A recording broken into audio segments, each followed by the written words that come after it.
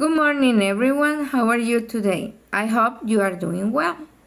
Today we are going to learn and practice the present perfect tense. This tense is very useful because we use it to talk about experience, achievement, and action that happened at a specific time in the past. Before we start, I want to ask you some questions. Have you ever traveled to another country? I want to know the answer from some of you. Very interesting. Have you ever tried sushi? Great. Have you ever failed an important exam? Excellent participation. As you can notice, all these questions use the present perfect tense. Now let's look at the structure. The structure of the present perfect is the subject plus have or has, depending on the subject that we are using, plus the past participle. For example, I have visited Guatemala. She has studied English for 5 years. Let's repeat together. I have visited Guatemala. Excellent.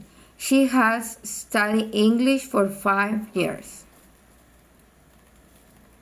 Very good pronunciation. Now remember, we use have with I, you, we, and they. And we use has for the third person, which is he, she, and it. For example, they have traveled to Mexico. He has finished his homework. Very good. Now, let's talk about when we use the present perfect tense. We use it to talk about life experience, accomplishment, action that happened at a specific time, and situation connected to the present. For example, I have met a famous singer. This means the experience happened sometime in your life, but we do not say exactly when. Another example, she has never eaten seafood. This talk about an experience until now. Very good. Now we are going to practice together. Complete this sentence. I have never. Excellent answer. For example, I have never traveled to Europe. Or another example, I have never eaten Korean food. Now I have another example and you can complete it. Have you ever? Very good. Have you ever ridden a horse? Have you ever spoken in public? Excellent participation. Now let's practice with classmates. Student A asks, have you ever traveled alone? And the student B is going to answer, yes, I have traveled alone before, or no, I haven't traveled alone. You can make this little exercise with the person next to you. And another example is, have you ever forgotten an important homework assignment? Yes, I have, and you complete, or no, I haven't. Excellent work.